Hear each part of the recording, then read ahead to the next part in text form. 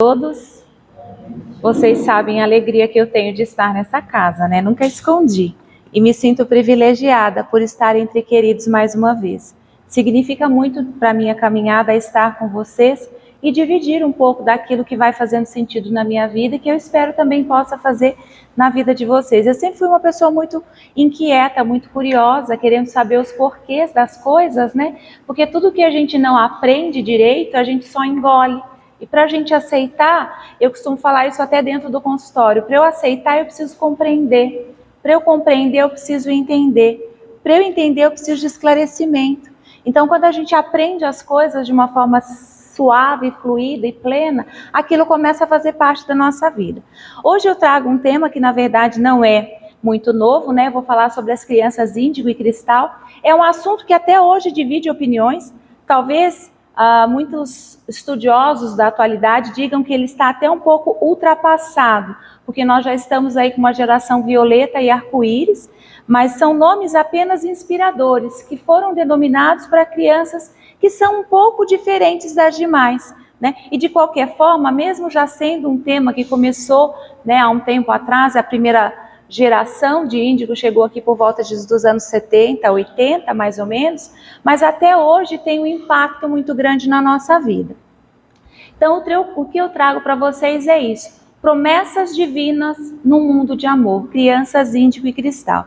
Eu trouxe aqui duas temáticas, porque eu costumo falar que nenhuma palestra cai como um raio, né? A gente tem que ter uma obra, uma bibliografia, a gente tem que buscar uma pesquisa que solidifique o que nós trazemos para a doutrina, tanto como base doutrinária, como para continuidade de vida. Eu trouxe dois livros que foram uma das fontes de inspiração.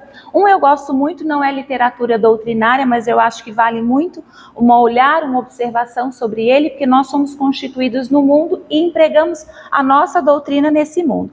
É um livro da Maia, é um best-seller nacional da Maia Gnamnir. Ele se chama Pais Feridos, Filhos Sobreviventes e Como Quebrar esse Ciclo. Porque, na verdade, gente, para quem já é pai e mãe como eu, nós sabemos que muitas vezes a gente replica coisas que nós aprendemos como os filhos. E que nem sempre existe um padrão ou uma balança, né, para a gente pontuar isso como certo e errado. E hoje eu trabalho muito num perfil de uma comunicação não violenta para que a gente possa ouvir as outras gerações sem conflitar. Porque senão vira um cabo de guerra. Eu venho de uma época que era isso: manda quem pode, obedece quem tem juízo. O pai estralava o chinelo, eu só olhava, você sabia se podia ou não ficar na sala. A gente passou por muitas coisas de uma forma educacional que para aquele momento era o necessário e que hoje as novas gerações mostram que pode ser diferente. E eu não estou dizendo numa inversão de valores. Quem tutela tem que ter e receber respeito. E o tutelado também tem que honrar pai e mãe.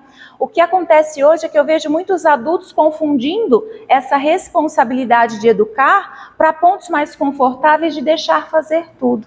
Isso não é educação, né? É você impedir que aquele espírito possa se desenvolver. Porque o não, ele tem um peso.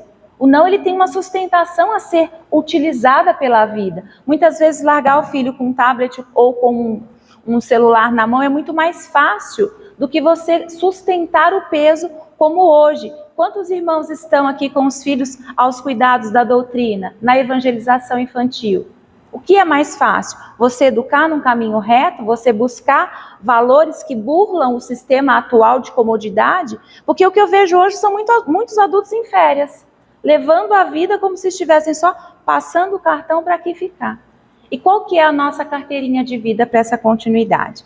O outro livro que eu trago, faltou uma obra que eu não tinha física fácil lá, mas eu gosto muito desse livro. Na verdade, ele é um livro que é uma psicografia da Joana com o Divaldo, mas quem traz a temática e o desenvolvimento todo desse livro é Maria Anita Rosas Batista, né?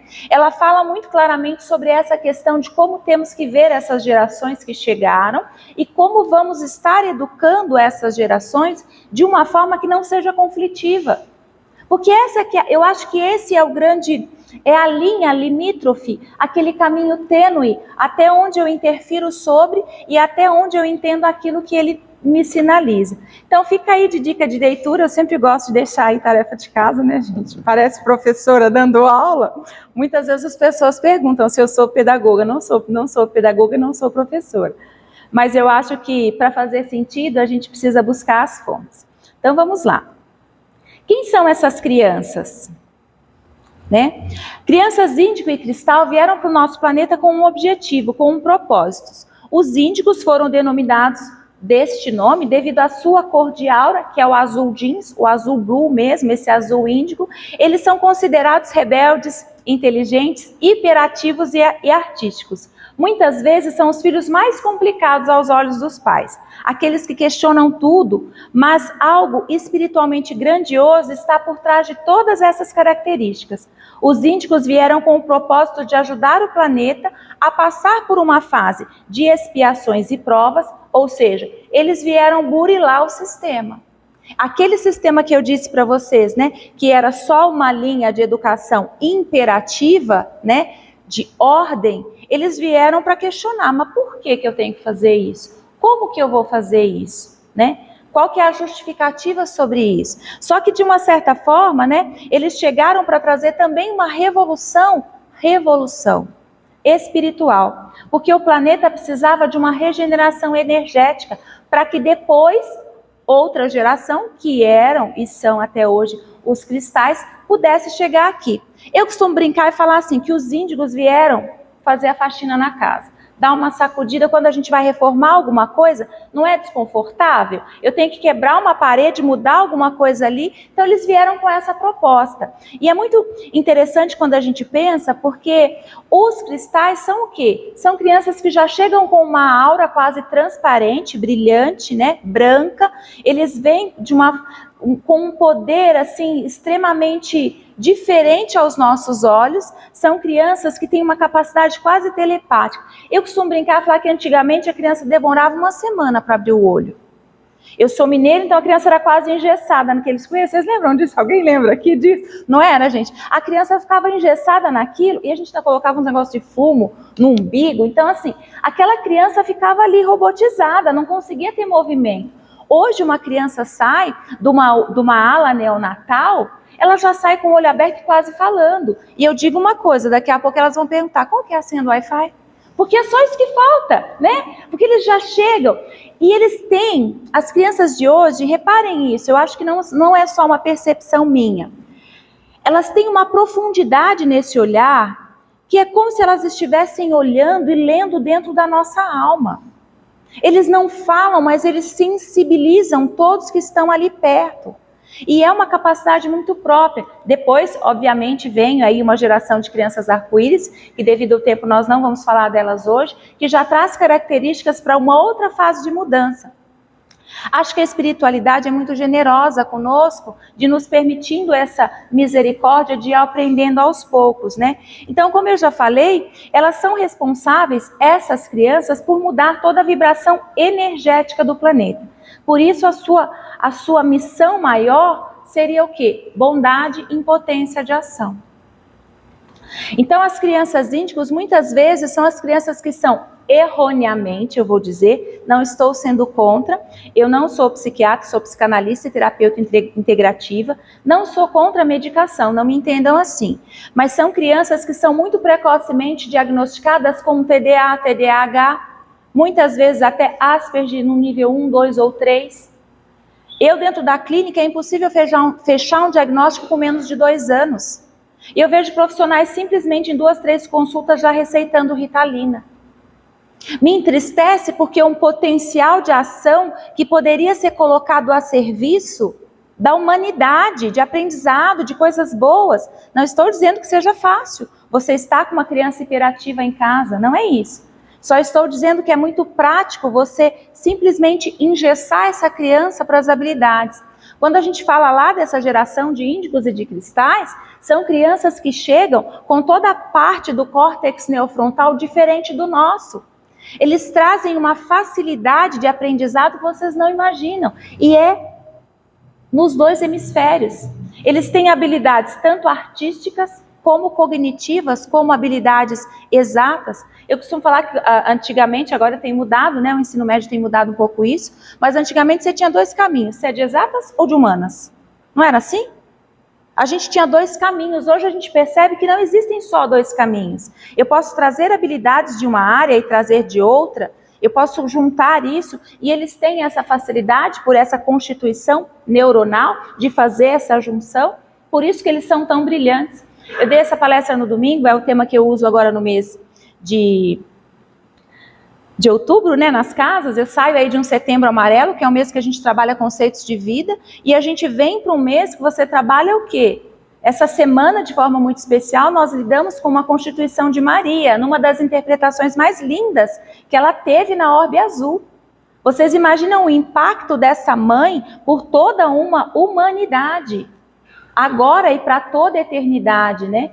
Tanto é que quando a gente fala nas questões de cores e de gêneros, o azul, que é a cor, na verdade, do feminino, faz uma alusão ao manto de Maria.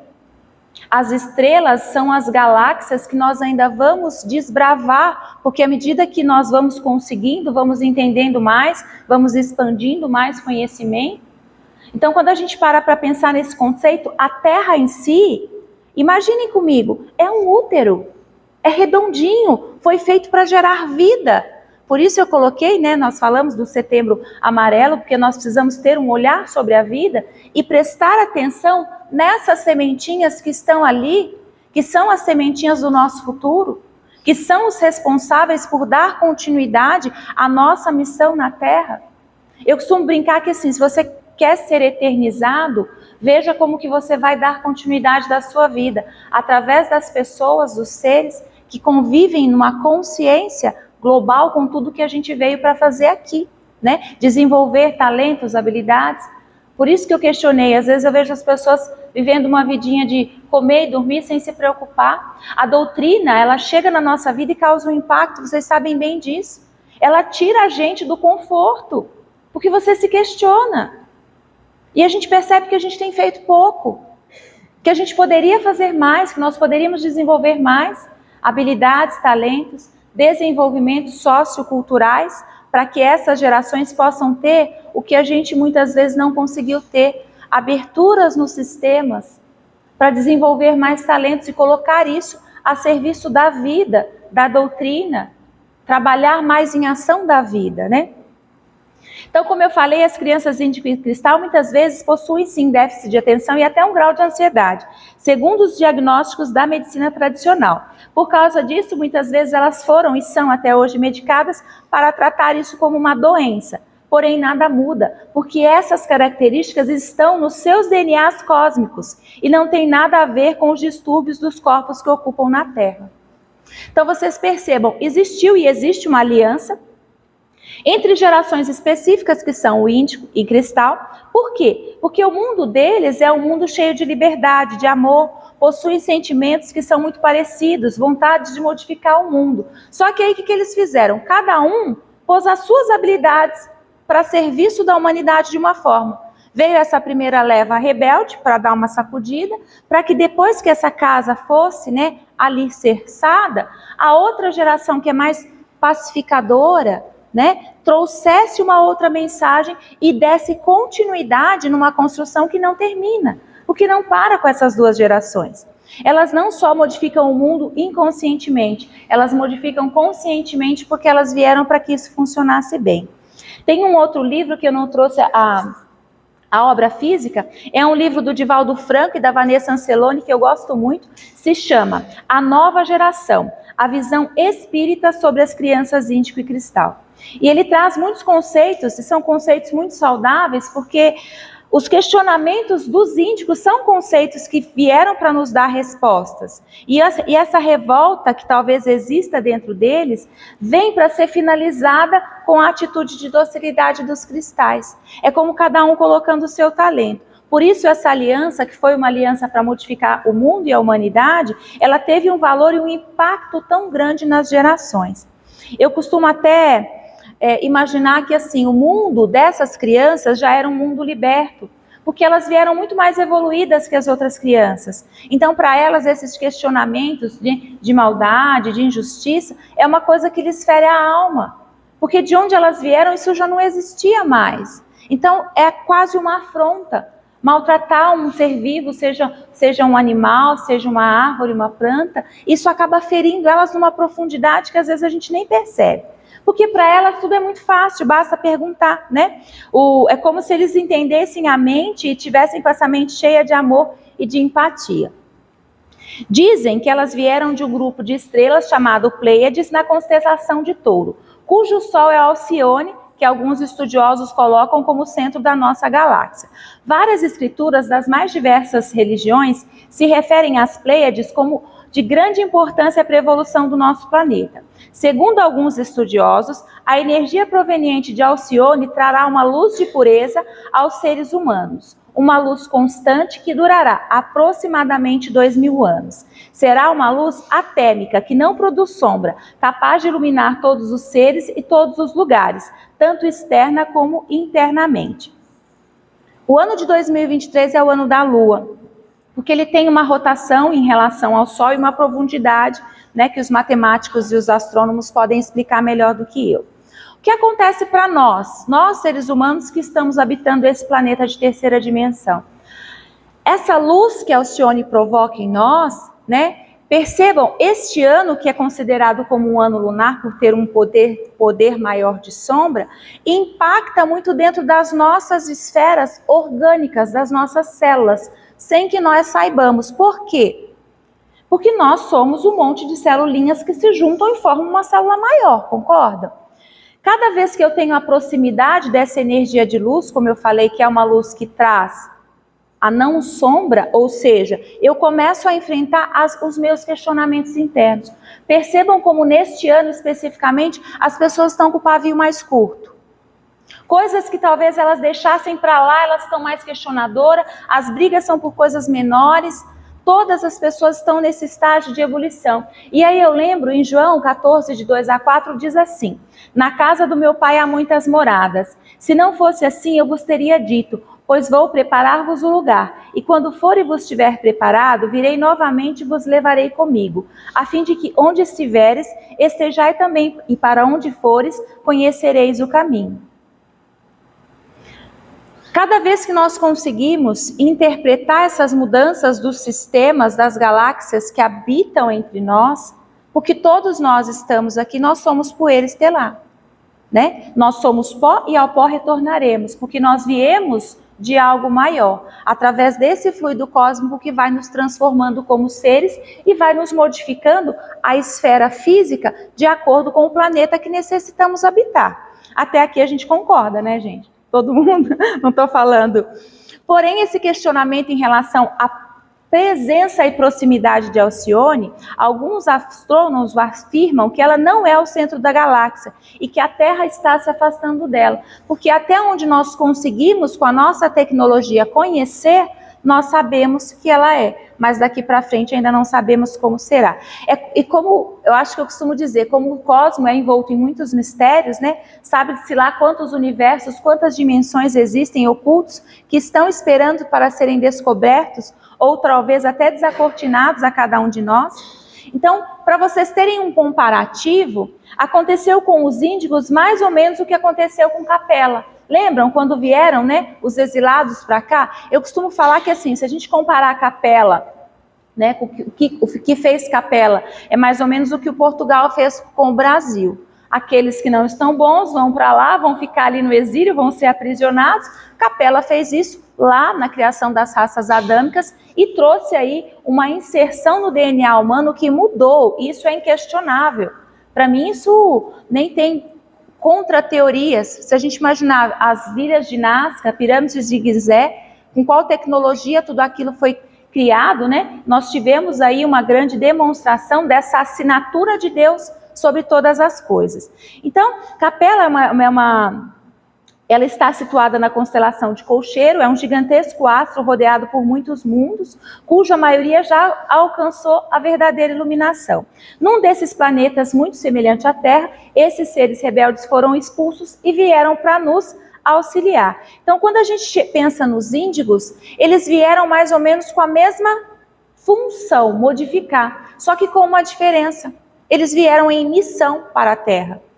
Às vezes eu me questionava muito, perguntava, gente, o que Irmã Dulce veio fazer aqui? Chico Xavier, Divaldo, eles podiam estar em outras situações muito mais confortáveis para eles, que já têm um poder de iluminação muito maior do que o meu, mas eles escolheram estar aqui em missão. E essa leva de índigos e cristais fizeram a mesma coisa. Vieram para dar entrada numa nova dinâmica do nosso planeta.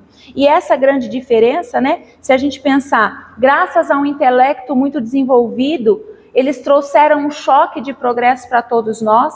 E hoje estamos tendo um choque de valores e contextos morais, não só no âmbito tecnológico, mas aprendendo a ter novas possibilidades de entender o comportamento humano e aliançar isso de uma forma mais segura para as próximas gerações que vão vir depois daí.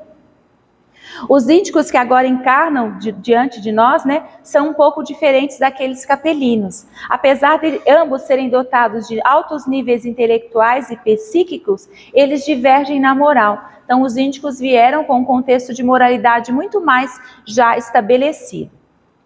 Essas crianças que sabem tudo, pegam tudo no ar, de uma mente aguçada, normalmente sobressaem-se em diversos campos da atividade humana, como ciências, esportes e outros. São pequenos gênios que muitas vezes intuem fórmulas, resolvem problemas, tocam instrumentos, escrevem poemas, destacam-se em atividades físicas e ao mesmo tempo cantam e dançam com naturalidade. Como eu falei, eles têm uma facilidade nessa troca hemisferial.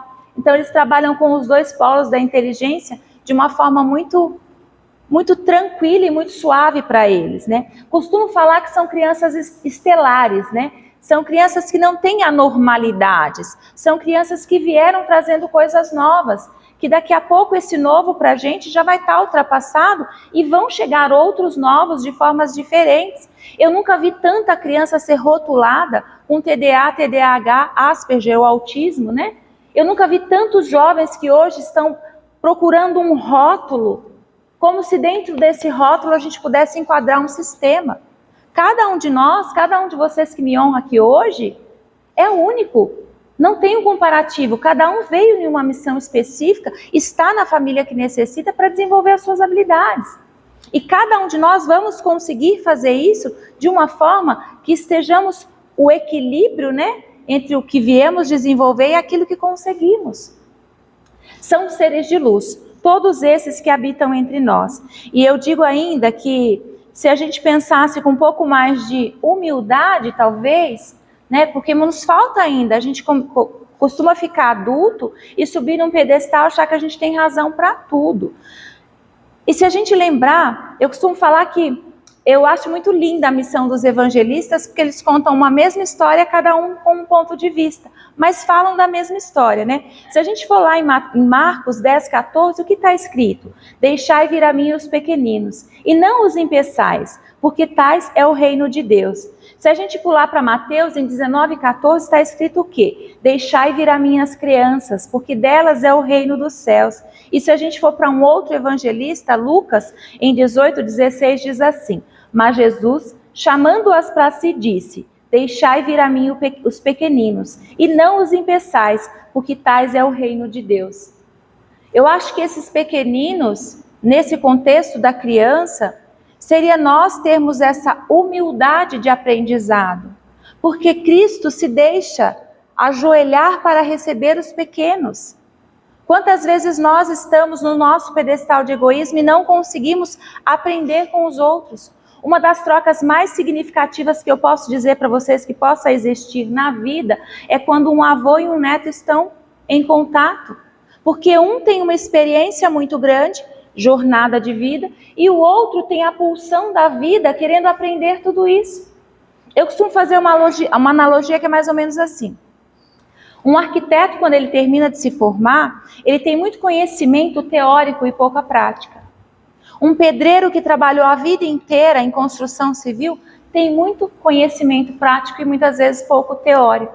Então, quando você junta essas duas coisas, você constrói algo muito mais solidificado. Se nós conseguimos sair desse conflito das gerações e aprendermos com as gerações, estaremos evoluindo muito mais. Acho que nós todos entendemos e acreditamos que estamos aí passando por transições e mudanças. Qual que é o propósito dessas crianças na nossa vida e de diversas formas? Elas vêm como almas velhas em corpos novos. Elas vêm trazer sabedoria de uma forma diferente. Elas vêm para mostrar para a terra de uma forma ampla que precisa existir cooperação para pavimentar um caminho que nos catapulte a algo maior, que nos incite a que possamos realmente nos transformar. Quando César abriu hoje, ele falou que nós precisamos buscar essa reforma íntima, e eu acho que é um assunto que é sempre atual, porque nós todos somos crianças feridas. São adultos que não cresceram, que muitas vezes estão estereotipando rótulos. Tive uma mãe narcisista, um relacionamento tóxico, para não enfrentar a sua própria sombra, para não pegar a sua partezinha que lhe cabe, a sua mochilinha, e assumir essa responsabilidade para a vida. Se eu posso deixar uma mensagem para vocês hoje, é que talvez nós precisamos descer ao nível das crianças, mas não só em se ajoelhar no chão, a nós conseguirmos abrir o nosso coração e abrir ele com leveza, abrir esse coração e entender que é uma troca. Eles descem à terra por meio de nós, recebem através de nós o dom da vida, mas são eles que nos talham, são os nossos mestres, muito mais do que nossos aprendizes. Não são os filhos que se parecem com os pais, são os pais que se parecem com a missão que eles vieram buscar, por isso eles os elegem. Então eu quero, como a gente começou essa noite, eu gostaria de pedir que a gente pudesse, nesse momento, fazer uma reflexão interna e por alguns segundos nós pudéssemos juntos criar uma egrégora maior, pedindo à mãe realmente, Maria, nessa semana tão especial, que ela possa cobrir o Brasil, o planeta Terra com o seu manto, solidificando que o bem possa prevalecer, que mais pessoas tragam amor e bondade no coração, que nós possamos ser centelhas de luz em outras vidas e que de diversas formas possamos capacitar outras pessoas pelo caminho. Eu gostaria de pedir então que antes eu trouxe uma mensagem de encerramento, mas que pudéssemos juntos pedir aquela que protege os pequenos, Meimei, que ela possa nesse momento se fazer presente assim na evangelização que ocorre junto com os ensinamentos que recebemos da espiritualidade nessa noite, que possamos pedir de coração muito aberto e muito humilde, que Meimei possa abençoar, cuidar e proteger de todas as crianças, sejam as nossas crianças crescidas que habitam os nossos corações, sejam as crianças que hoje estão nessa casa, encarnadas ou desencarnadas, mas que possam receber a luz divina. E é através dessa luz do Filho que eu peço que possamos inspirar, pensando em sol, em luz, em energia, lembrando Jesus na sua manta dourada, trazendo um farol no nosso caminho. E que quando nós expirarmos, antes de recebermos o tão abençoado passe dessa noite, possamos expirar proteção, céu, o azul celeste, como se fosse o manto de Maria, abençoando a nossa casa, abençoando o nosso coração, abençoando a nossa família, servindo de um escudo, uma muralha de bondade para que possamos conseguir caminhando nessa estrada da vida. Gostaria de pedir que juntos possamos pedir que essa mãe querida, tão importante em nossa vida, esteja aqui e esteja também em nossos lares e em nossos corações. Ave Maria, cheia de graça, o Senhor é convosco. Bendita sois vós entre as mulheres, e bendito é o fruto do vosso ventre, Jesus. Santa Maria, Mãe de Deus, rogai por nós que somos todos pecadores. Não nos deixes cair em intenções do mundo, permita-nos seguir os caminhos das estrelas celestes, que esteja em sua proteção o nosso coração. Que assim seja. Como nós falamos de vida, e eu quero deixar para vocês, talvez a maior dica para quem precisa educar alguém, seja filho de coração ou seja filho de ventre, a única regra para se educar um filho e a única regra para você educar qualquer ser numa troca de mundo é o amor. acho que é a maior de todas elas. E eu quero deixar uma mensagem para essa casa que eu gosto tanto. E é o que eu desejo hoje para cada um de vocês e para suas famílias. É uma música da Flávia Venceslau, perdão. Inclusive o Padre Fábio acabou gravando ela, mas eu gosto muito dessa versão porque traz uma simplicidade e eu acho que talvez a supremacia da grande elegância sejamos ser mais simples. Eu te desejo vida, vida longa vida. Te desejo a sorte de tudo que é bom, de toda alegria ter a companhia, colorindo a estrada no seu mais belo tom. Eu te desejo a chuva na varanda, molhando a roseira para desabrochar, e dias de sol para fazer dos teus planos, nas coisas mais simples que se imaginar. Eu te desejo a paz de uma andorinha, no voo perfeito contemplando o mar, e que a fé movedora de qualquer montanha te renove sempre e te faça sonhar. Mas se vierem as horas de melancolia, que a lua tão meiga venha te afagar, e que a mais doce estrela seja a tua guia, como uma mãe singela a te orientar. Eu te desejo mais que 1000 amigos, a poesia que todo poeta esperou, coração de menino, cheio de esperança, voz de pai amigo e um olhar de um avô. Eu te desejo vida, vida longa vida, te desejo a sorte de tudo que é bom, de toda alegria ter a companhia, colorindo a estrada em seu mais belo tom. E dias de sol para fazer os teus planos, nas coisas mais simples que se imaginar. Mas se vierem as horas de melancolia, que a lua tão meiga venha te afagar, e que a mais doce estrela seja a tua guia, como uma mãe singela a te orientar. Que nós possamos saber e receber o amor dessa mãe, que ele se solidifique em cada um dos nossos caminhos e que possamos fazer a humilde missão de sermos filhos e aprendermos com o nosso irmão maior, que foi o grande astro que esse planeta habitou. Gratidão a todos por essa noite, pela oportunidade. Um grande prazer estar aqui com vocês sempre. Desejo muita vida a todos nós.